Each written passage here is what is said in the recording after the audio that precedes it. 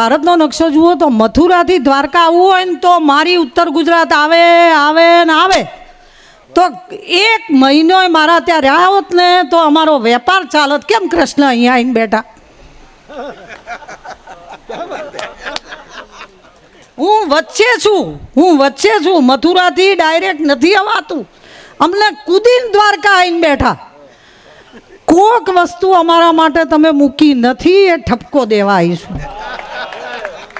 જય સિયારામ બાપુ. ડાયરાને રામ રામ. મંચસ્થ પ્રબુદ્ધ નાગરોને જોઈને વૃદ્ધત્વ અથવા તો નિવૃત્તિ પૂરી કરું છું, એટલે એમની હાજરીમાં બોલવામાં જે ભૂલ થાય એ ચલાવી લેજો. ખરેખર રોજ સવારે આમને બેયને સાંભળીને દિવસ જાય છે મારો. સાહેબે બધું બહુ વધારે કહી દીધું, પણ હું ખરેખર તો મારો માળો સાચવીને બેઠી હતી. જે દિવસે મારે 2 બાળકો સ્કૂલમાં હતા એ દિવસે 4 બાળકો મારે હતા, એટલે એ સાથે કરેલી સ્કૂલ અત્યારે તો બહુ સરસ કામ કરે છે, પણ હવે સ્કૂલમાં કામ નથી કરતી. ડાયરાને પ્રણામ, નનકુ બાપુને પ્રણામ, મીણભાઈ માને પ્રણામ. મારા માટે આ પહેલી વખતની યાત્રા છે અહીંયા. પહેલાં મારી વાત કરું કે હું નાની નાની વાતો કરું છું એ કરું, પણ ભગત બાપુનું ડાઉ જમણું આંગણું છે એની એક વાત કરું. સૌએ પોતાની રીત પ્રમાણે જિંદગી અજવાળી છે. કોઈએ દીવો બાળ્યો છે તો કોઈએ જાત બાળી છે. ને ભગત બાપુ અને મેઘાણીજી બે આ મહુવાના દરિયા કિનારે વાર્તાઓ શોધવા વિચરે એ વખતે એક માજી વૃદ્ધ હોય ને ઉંમરવાળા ડગુમગુ માથે પથ્થર ઉપાડીને શેઠની હવેલી બને ત્યાં મજૂરી કરે. એટલે મેઘાણીજીથી ના રહેવાય એટલે પૂછે કે માજી આ ઉંમરે મજૂરી કરો છો? દીકરો નથી? એટલે કે દીકરો તો હતો ભાઈ, આ શેઠની જાત લઈને દરિયે ગયો ને પાછો થયો. એ કે શેઠે કંઈ વળતર બળતર આલ્યું કે નહીં? માણિયા હતા ને કે શેઠે કંઈ વળતર દીધું કે નહીં? એટલે કે માં એનું જાત પાછું થયું ને હું વળતર માગે. ભગત બાપુ કે લ્યો પૂછો આ બેમાં શેઠ કોણ?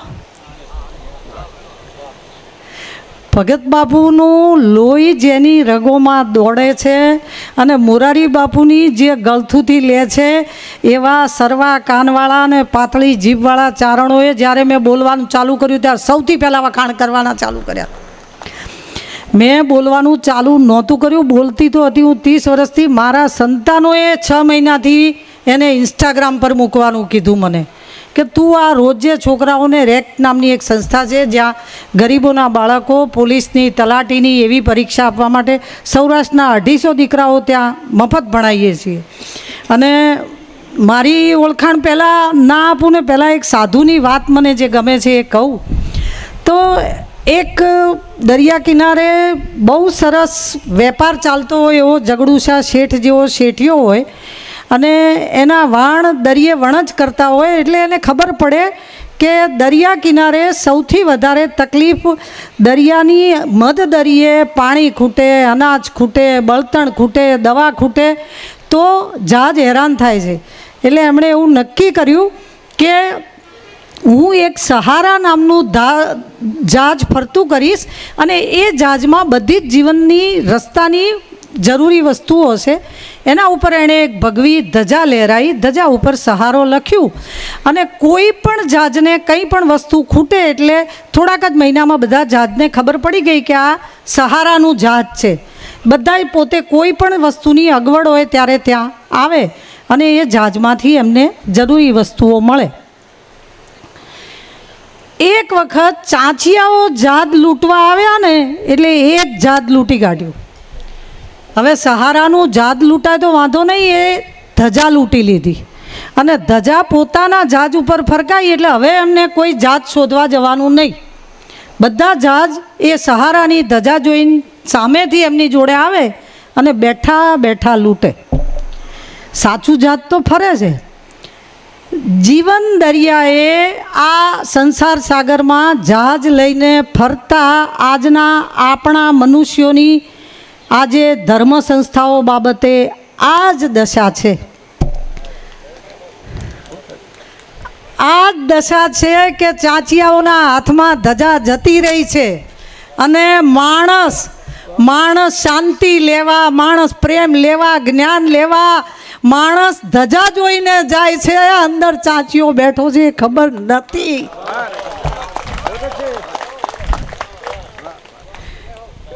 અને અને પાછું પડેલું માણસ તો શું કરે, આવી નાનકડી વાર્તાઓ જામેલા દહીં જેવી કહું, ઘેર જઈને એને મથો તો એનું માખણ ખબર પડે. બીજી એક નાનકડી વાર્તા છે મારી પાસે, બાપુને લગતી છે, પણ હવે પહેલાં હું મારી ઓળખાણ આપી દઉં. હું જાતે રબારી છું. મારું વતન ઉત્તર ગુજરાત છે. પીત ફાડીને ઉગેલા પીપળા છીએ અમે, ગઢવી, ભરવાડ, રબારી, અમે પીત પાડીને ઉગ્યા છીએ. અમે કોઈના ક્યારામાં રોપાયા નથી. મોટા ભાગના અમે અમારી પહેલી ભણેલી પેઢી છીએ. મોટા ભાગના અમારા બાપના અંગૂઠા ઉપર અમારા સર્ટિફિકેટ બનેલા છે. અને આજે તો મને એ વાતનો હરખ છે કે હિમાલય જેવડા દેખાતા બાપુની સામે મને 2 શબ્દ બોલવાનો મોકો મળ્યો. હું નનકુ બાપુને અંતરથી પ્રણામ કરું. મારું ઉત્તર ગુજરાત વતન છે ને, જેમ હું અહીંયા પહેલી વાર આવી છું, તમે ત્યાં 3 મહિના રહો ને તો તમને ખબર પડે કે અમે કેમ ધપાવીએ છીએ. નહીં ગરવો ગિરનાર, નહીં નમણી કરનાર, નહીં દરિયો, નહીં કેરીઓ. ભગત બાપુ, મેઘાણી બાપુ, ગાંધી બાપુ, બાપુ બધાય તમારા.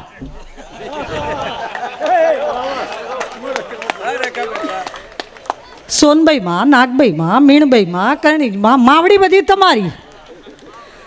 તમારા નવનાથ ને અમે અનાથ.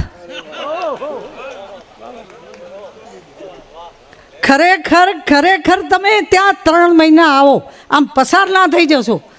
જગત ચાક બહાર ફરે છે ને એ, અને જગત ચાર જે અહીંયા ફરે છે ને એ બેયનો ચાક ફેરવનારી અંબા મારા ત્યાં બેઠી, એટલે અમારું ના કર્યું. અને તમે આંટો દેવા આવો, નહીં તો તમે ગાંધીનગર ના વટો. નહીં અમારા ડાઈ ગીર, નહીં ગાડી ગીર. તમે ગીરને ગાડી કહો એટલે તો અમને આંખમાં પાણી આવી જાય. તમારે હાવદના ડાયરા, અમારે માણસના નહીં. નહીં ભવનાથ, નહીં સોમનાથ. આ કિંચન મહેતોય તમારો ને અપરંપાર અંબાણીએ તમારો. તમે તમે તમે અમારી કલ્પના કરો અમે કેમ ધપાવીએ છીએ. મારે 1200 ફૂટે પાણી નથી નીકળતું ને તમારે 12 આંગણીએ સિંગનું તેલ નીકળે છે. 1200 ફૂટે પાણી નથી બાપુ મારા બોરમાં. માણસ તો માણસ. તમારા મંત્રી પુરુષોત્તમ રૂપાળા, નામ તો જુઓ. અમારે ગાંડોજી, ભીખોજી, ફૂલુજી, કાળુજી, અમે નામ પાડવામાં આવ્યા કિંચન.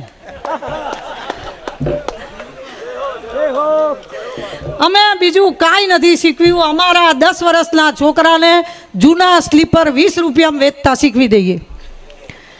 જૂના સ્લીપર હોય તો અમારો દીકરો 20 રૂપિયામાં વેચી આવે. અમે દાન બહુ નથી શીખવતા, કારણ કે માલો મલક ટેક્સ ભરે છે. અમે ખાલી घोंसला बनाने में यूँ मशगूल हो गए कि उड़ने को पैर थे ये भी भूल गए. અમને ખબર જ નથી કે આ એક આકલા પડકારાવાળી જિંદગી છે. આજે ખાલી કદાચ વધારે પડે તો, બાકી આ મોરારી બાપુ જેવા બાપુએ અમને ના સમજાય. નહીં થેલો નહીં ચેલો. આવો બાપુ કેવી રીતે હોય? થેલોય ના ભરે ને ચેલોય ના કરે. અમે બાપુને તો ખાલી વખત બાપુ માટે કંઈ કેવું લખાવું. નાકેથી જોઈએ તો નાગર, નૈણેથી જોઈએ તો ચારણ, સામેથી આવે તો સાધુ ને વાહેથી જુઓ તો વિરક. હાલે તો હિમાલય ને બેસે તો બ્રહ્માંડ, જાય તો જતી ને આવે તો અંબાર.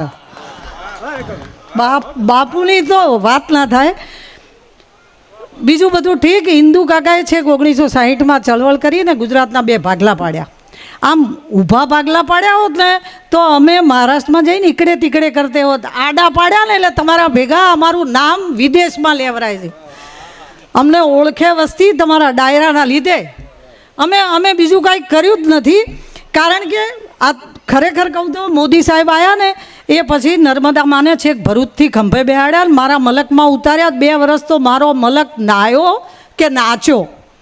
ત્યાં સુધી તો અમારે પાણીના દુકાળા હતા. આજે તો અમારો વટ છે.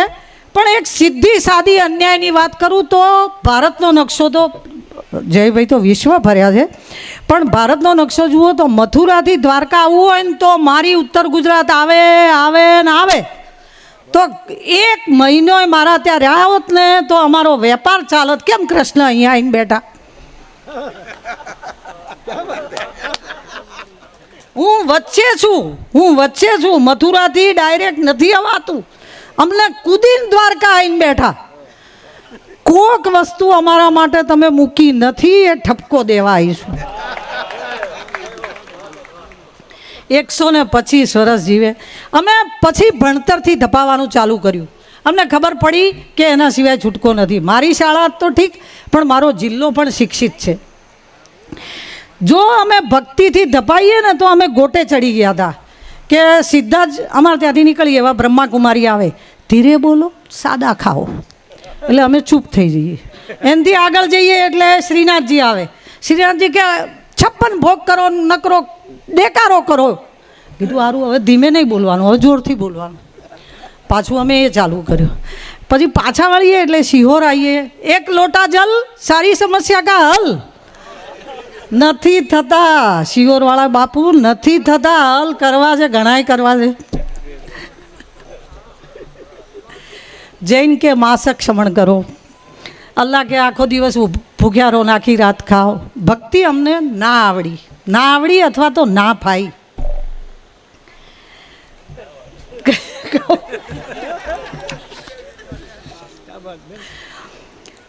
ટૂંકમાં કહું તો અમે આ બધા નહીં કર્યાના બાના છે.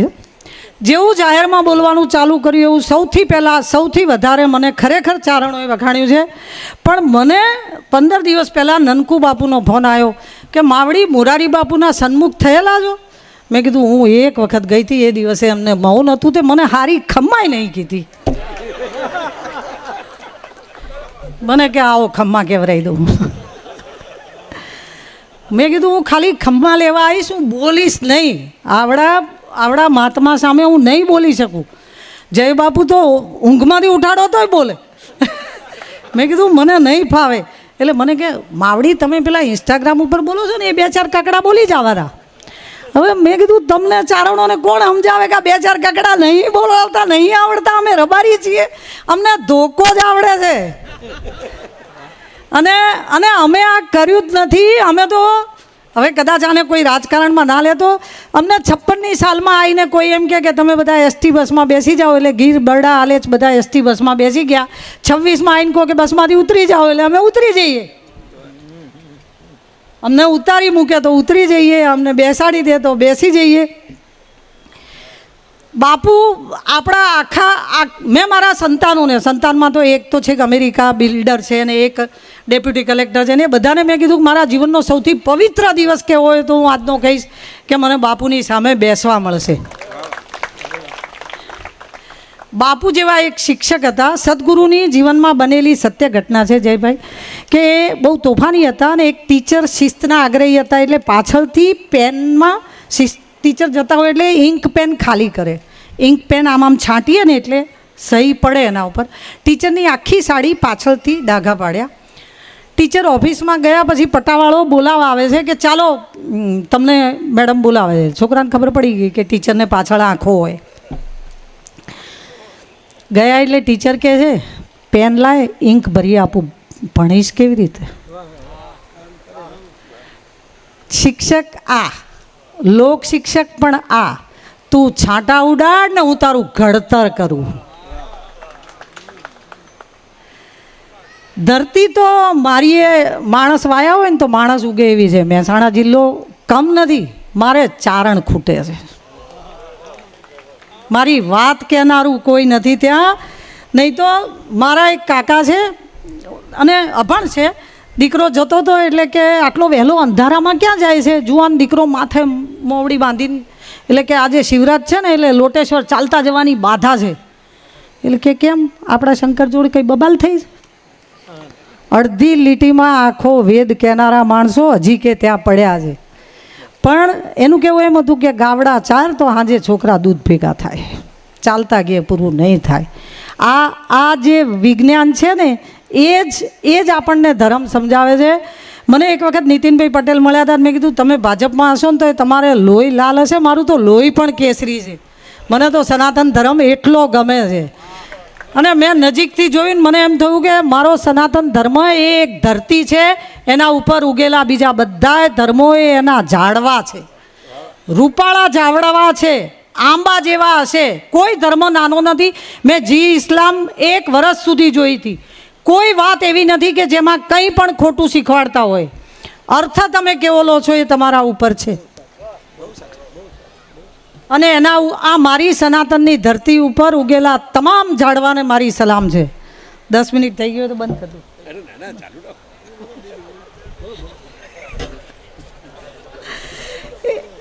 એક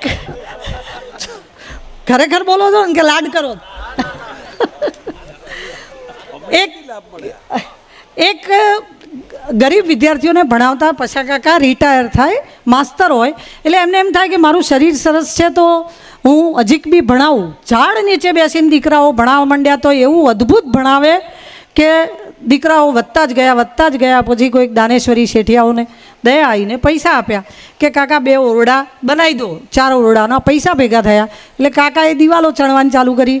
એટલે કોઈક વળી ભણેલો આવીને કહે છે આ તો પ્લાન પાસ કરાવવા પડે, પંચાયતની ઓફિસે જાઓ અને ત્યાં જઈને સિક્કો મરાઈ આવો.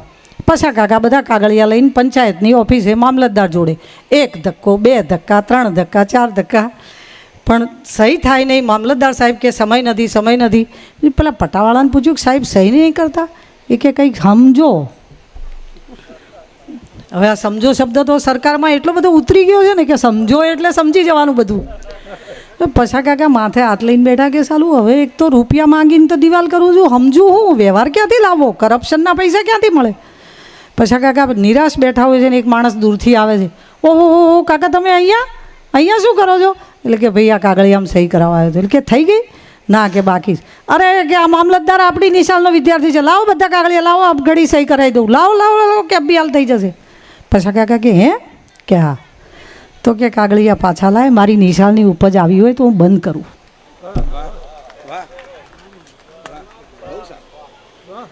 આ નિશાળ જો આ કરતી હોય, વીણવા ચાળવા ના રહેતી હોય કે આ કોણ છે ને શું છે અને શેના માટે છે, તો કે હું નિશાળ જ બંધ કરું.